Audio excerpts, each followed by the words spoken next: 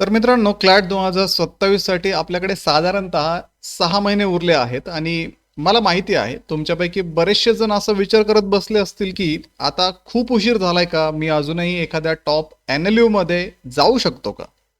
तर बघा, एक गोष्ट नीट समजून घ्या. हा प्रश्न आत्ताच्या आत्ता तुमच्या डोक्यातून काढून टाका. जर तुम्ही हार्डवर्क करायला तयार असाल तर येत्या 6 महिन्यामध्ये खूप चांगली रँक मिळवणं हे तुम्हाला 100% शक्य आहे. पण जर तुम्ही प्रत्येक प्लॅटफॉर्मवरती जाऊन हाच प्रश्न विचारत राहिलात आणि प्रत्यक्षात अभ्यासाचा प्लॅन फॉलो केला नाही तर मात्र काहीच होणार नाही. पण जर तुम्ही योग्य डेडिकेशन दाखवलं तर टॉप NLU तुमची वाट पाहत आहे.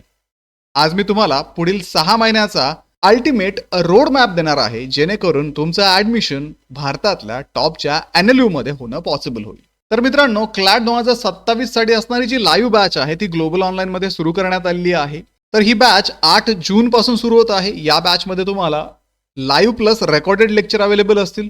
सोबतच 50 पेक्षा अधिक मॉक टेस्ट आणि 2000 पेक्षा अधिक MCQ सुद्धा तुम्हाला या बॅच मध्ये दिले जाणार आहेत. तर या बॅचला जॉईन करण्यासाठी प्ले स्टोअर वरती जाऊन तिथे ग्लोबल ऑनलाईन ॲप डाउनलोड करा. त्यामध्ये रजिस्टर करून क्लॅट 2027 हा कोर्स सर्च करून तुम्ही जॉईन करू शकता. आणि जर कोर्स जॉईनिंग मध्ये तुम्हाला काही अडचण येत असेल तर स्क्रीनवर दिलेल्या नंबरवरती तुम्ही कॉन्टॅक्ट करू शकता. तर मित्रांनो, आपण शेड्यूल आणि टाइम टेबलवर जाण्यापूर्वी हे समजून घेऊयात की क्लॅट क्रॅक करण्यासाठी नक्की कशाची गरज असते. तर या परीक्षेसाठी तुम्हाला लॉचं आधीपासून असणारं ज्ञान गरजेचं नाहीये. तुम्हाला फक्त 3 महत्त्वाच्या स्किल्स गरजेच्या आहेत. पहिली स्किल म्हणजे चांगली रीडिंग स्पीड तुमची असावी. त्यानंतर कॉम्प्रिहेन्शन महत्त्वाचं आहे. एखादी गोष्ट वाचून समजून घेण्याची तुमची क्षमता असावी. दुसरी म्हणजे बेसिक जनरल अवेअरनेस तुमच्याकडे असावं, ज्याला आपण चालू घडामोडी म्हणतो. आणि तिसरी गोष्ट म्हणजे मॅथ्स आणि ॲनालिटिकल रिझनिंगची बेसिक आवड तुमच्यामध्ये असावी. तर क्लॅट एक्झाम ही एक पॅसेज बेस्ड परीक्षा आहे, जिथे तुम्हाला 120 मिनिटांमध्ये 120 प्रश्नांची उत्तरं द्यायची असतात. आणि क्लॅटच्या विद्यार्थ्यांबद्दल एक महत्त्वाची गोष्ट म्हणजे सुरुवातीला कोणीच या तीनही गोष्टींमध्ये परफेक्ट नसतं. कदाचित तुमचं वाचन चांगलं असेल पण मॅथ्स तुमचं कच्चं असेल आणि ते अगदी नॉर्मल आहे. तर येत्या 6 महिन्यात आपण मिळून या सर्व स्किलवरती काम करणार आहोत. तर विद्यार्थी मित्रांनो, कुठल्याही सिरियस क्लॅट ॲस्पायरंटचं डेली रुटीन जर आपण पाहिलं तर याच्यामध्ये बरेचसे विद्यार्थी चुकतात. ते शॉर्टकट शोधतात. पहिली आणि सर्वात महत्त्वाची सवय म्हणजे रोज वर्तमानपत्र म्हणजे न्यूजपेपर वाचणं गरजेचं आहे, जसं की द हिंदू असेल किंवा इंडियन एक्सप्रेस असेल. आणि हो, यूट्यूब न्यूजपेपर ॲनालिसिसचा व्हिडिओ पाहणं म्हणजे न्यूजपेपर वाचणं नव्हे. जोपर्यंत तुम्ही स्वतः ते पॅसेजेस वाचत नाहीत तोपर्यंत तुमचा रीडिंगचा स्पीड आणि अर्थ समजून घेण्याची क्षमता वाढणार नाही. महत्त्वाच्या हेडलाईन्स वाचा, कठीण शब्दांसाठी एक व्होकॅब्युलरीची डायरी बनवा आणि रोज त्या डायरीचं रिव्हिजन करा. यासोबत रोजच एक लेखी शेड्यूल बनवा. दररोज 5ही सेक्शनचा अभ्यास करण्याचा प्रयत्न करू नका, नाहीतर डोक्याची खिचडी होईल. दिवसातून फक्त 4 ते 5 टास्क निवडा, कोणतेही 2 सेक्शन आणि सोबतीला तुमचे डेली करंट अफेअर्स. एवढ्या गोष्टी जरी तुम्ही फोकस केल्या तरी सध्याच्या सिच्युएशनला तुम्हाला याची मदत होईल. आता आपण टाइम टेबल बद्दल बोलूयात. तर तुमच्याकडे साधारणतः 180 दिवस शिल्लक आहेत आणि पहिल्या 15 ते 20 दिवसात तुमचं एकमेव ध्येय म्हणजे तुमचे फंडामेंटल्स म्हणजे बेसिक कॉन्सेप्ट क्लिअर करणं. आता एवढा मोठा सिलेबस पाहून 100% तो संपवण्याची काळजी करू नका. प्रॅक्टिकली सांगायचं झालं तर ऑगस्ट अखेरपर्यंत तुमचा मुख्य सिलेबस संपवण्याचं तुमचं टार्गेट असावं. क्लॅटच्या तयारीमधला एक गोल्डन रूल म्हणजे 50% कॉन्सेप्ट आणि 50% प्रॅक्टिस. जर तुम्ही 2 तासांचा क्लास करत असाल तर तुम्हाला 2 तास स्वतः प्रॅक्टिस करणं, सेल्फ स्टडी करणं गरजेचं आहे. फक्त व्हिडिओ पाहणं सोपं असतं, पण जेव्हा तुम्ही स्वतः प्रॅक्टिस करायला बसता तेव्हा तुम्हालाच तुमच्या चुका समजतात. आता एकतर ऑगस्टपर्यंत तुम्ही तुमचा सिलेबस संपवा. त्याच्यानंतर सप्टेंबरच्या पुढे या एक्झामची इंटेन्सिव्ह प्रॅक्टिस तुम्ही करा. मॉक टेस्टची फ्रिक्वेन्सी सप्टेंबर नंतर तुम्हाला वाढवायची आहे आणि ॲक्युरेसी आणि स्पीड या दोन्हीवरती तुम्हाला फोकस करायचा आहे. सोबतच ऑक्टोबर नोव्हेंबरमध्ये तुम्हाला मॉक टेस्ट प्लस रिव्हिजनवरती जास्त फोकस करायचं आहे आणि तुमची जी एक्झामची स्ट्रॅटेजी आहे ती फाईन ट्यून ऑक्टोबर नोव्हेंबर महिन्यामध्ये करायची आहे. चला आता आपण प्रॅक्टिसबद्दल बोलूयात.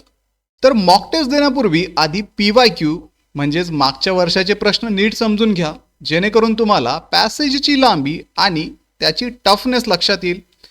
त्यानंतर तुमची जी प्रॅक्टिस आहे ती अशा क्रमाने झाली पाहिजे की आधी टॉपिक वाईज शीट सोडवा, मग सेक्शनल टेस्टवरती जा आणि शेवटी फुल मॉक टेस्ट द्या.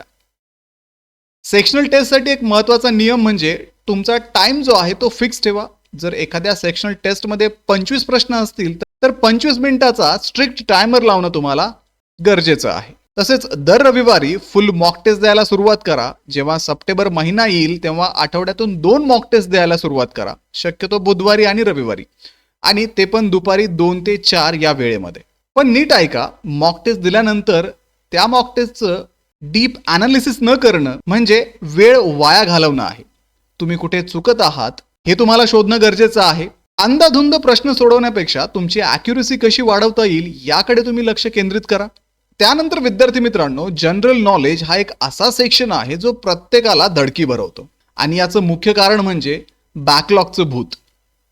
हे कधी होतं? जेव्हा तुम्ही 3 दिवस जीके वाचता, पुढचे काही दिवस सोडून देता आणि उरलेलं वर्ष जे सुटलंय त्याच्या मागे धावत बसता. तर हे टाळण्यासाठी स्वतःला जास्तीत जास्त 2 रिसोर्सेस पुरतं मर्यादित ठेवा. जसं की मंथली कॉम्पेंडियम्स असतील, ज्याला आपण मासिक चालू घडामोडी म्हणतो, आणि तुम्ही काढलेले ज्या नोट्स आहेत, असे 2च रिसोर्सेस तुम्ही फोकस करणं गरजेचं आहे. तुमचा जो बॅकलॉग आहे तो पद्धतशीरपणे संपवायला सुरुवात करा. उदाहरणार्थ, जून महिन्याच्या अभ्यासासोबत मार्च आणि एप्रिल महिन्याचे जे करंट अफेअर्स आहेत ते कव्हर करा. सप्टेंबर अखेरपर्यंत तुमचा जो बॅकलॉग राहिलेला आहे तो 100% क्लिअर झाला पाहिजे. त्यामुळे तुम्हाला कन्सिस्टन्सी इथे ठेवावी लागणार आहे. आता शेवटी मला वाटतं की तुम्ही स्वतःशी पूर्णपणे प्रामाणिक राहा. तुमचा अभ्यास नक्की कसा चाललाय हे तुमच्याशिवाय कुणालाच माहिती नसतं. जर मॉक टेस्टमध्ये स्कोर कमी आला तर खचून जाऊ नका आणि एका रात्रीमध्ये चमत्कार होईल अशी अपेक्षा ठेवू नका. जर तुम्ही अभ्यासाला आजपासून सुरुवात केली तर तुमचे खरे रिझल्ट दिसायला किमान 1 ते 1.5 महिना तुम्हाला लागणार आहे. त्यामुळे संयम ठेवा, सातत्य ठेवा, आणि गोष्टी जास्त कॉम्प्लिकेटेड करू नका. तुमच्या आयुष्याची पुढची 30 ते 40 वर्ष सुरक्षित करण्यासाठी तुमच्याकडे फक्त 180 दिवस शिल्लक आहेत, आणि तुमची सगळी ताकद यामध्ये झोकून द्या. आणि मी तुम्हाला प्रॉमिस करतो की टॉप NLU तुमची वाट पाहत आहे. त्यामुळे चला अभ्यासाला लागूया. आणि सोबतच ग्लोबल ऑनलाईनची जी लाईव्ह बॅच आहे ती 8 जून पासून सुरू होत आहे. ती बॅच जॉईन करण्यासाठी प्ले स्टोअरवरती जा, तिथे ग्लोबल ऑनलाईन ॲप डाउनलोड करा, त्यामध्ये क्लॅट 2027चा कोर्स सर्च करून जॉईन करा. व्हिडिओला लाईक करा, तुमच्या मित्रांना हा व्हिडिओ शेअर करा. ग्लोबल ऑनलाईनला आत्ताच सबस्क्राईब करून ठेवा. भेटूया पुढच्या व्हिडिओमध्ये. तोपर्यंत एक्झामचं प्रिपरेशन सुरूच ठेवा. थँक्यू.